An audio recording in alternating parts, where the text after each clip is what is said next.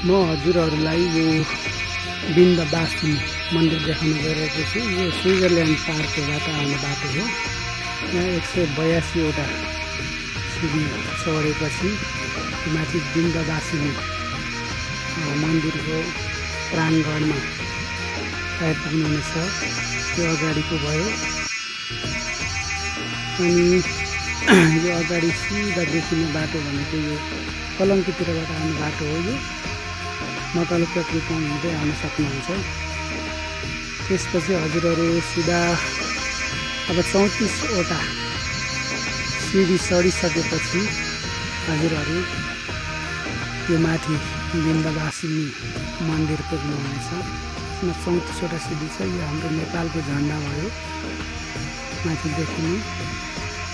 अब सिधै हामी भित्र भगवती माईको मूर्ति रहेको छ। यहाँ भगवती माईको दर्शन गरिसकेपछि हामी मन्दिरको वरिपरि के छ यो हरियाली वातावरण हजुरहरूले देख्न सक्नुहुन्छ। यो हरियाली रमणीय ठाउँ हेर्न आउनुहोला हजुरहरू पनि। यहाँ शिवको लिङ्ग स्थापना गरिएको छ। यहाँ शिवलिङ्ग भयो। अनि शिवलिङ्गको दर्शन गरिसकेपछि हामी यो यतातिर यो देखिने यो खाली यो रुखहरूले गर्दा देखिएको छैन। यतातिर रमणीय देखिन्छ यहाँबाट। त्यसरी हाम्रो मन्दिरको वरिपरि एक राउन्ड घुमिसकेपछि अब हामी यहाँदेखि बाहिर निस्किन्छौँ।